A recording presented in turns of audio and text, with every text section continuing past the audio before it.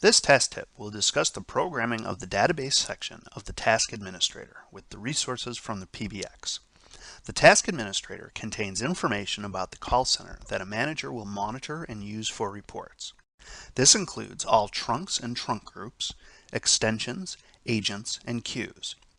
Programming this information into the database section of the Task Administrator is vital to the performance and accuracy of the task contacts monitoring and reporting tools.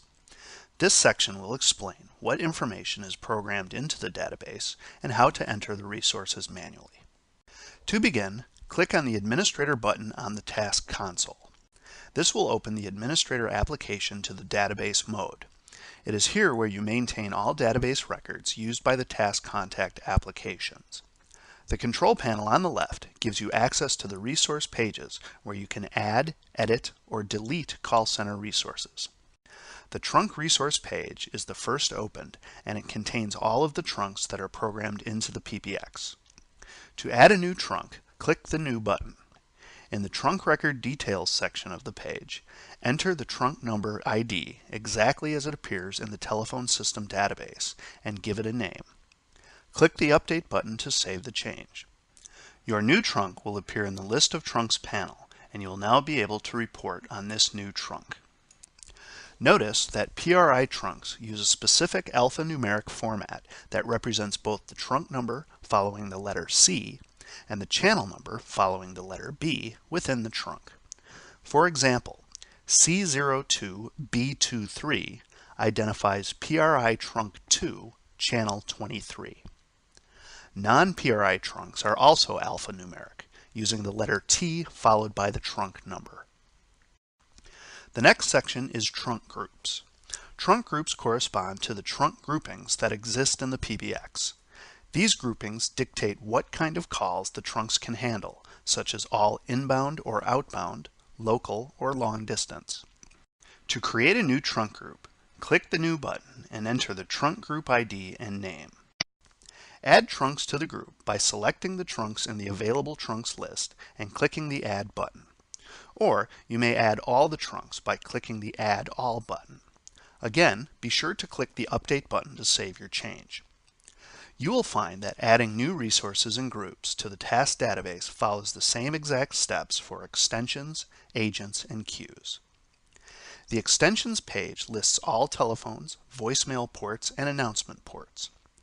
When programming extensions, it is important that you program every telephone extension, every voicemail port, and every announcement port into the database section of the administrator.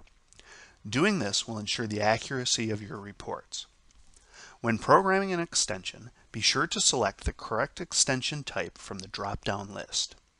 Label telephones as normal, auto attendance or recorded announcement devices as announcement ports, and ports that lead to voicemail boxes or automatic callback devices as voice ports.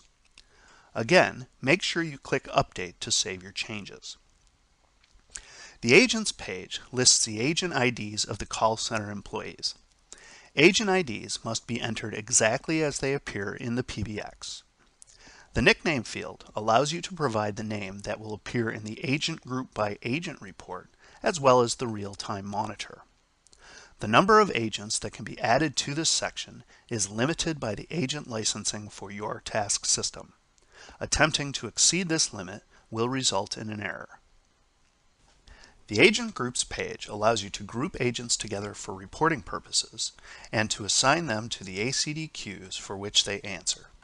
When creating a group that will list the agents of a particular queue, the ID should be the ID of the queue, as should the name.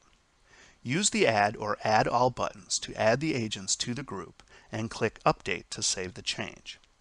There should be one agent group for each corresponding queue, even if multiple queues are answered by the same agents.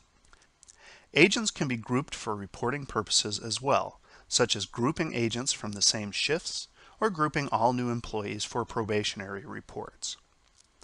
Note that when adding new agents and new agent groups to the task administrator, the information server on the task console must be restarted for the changes to take effect.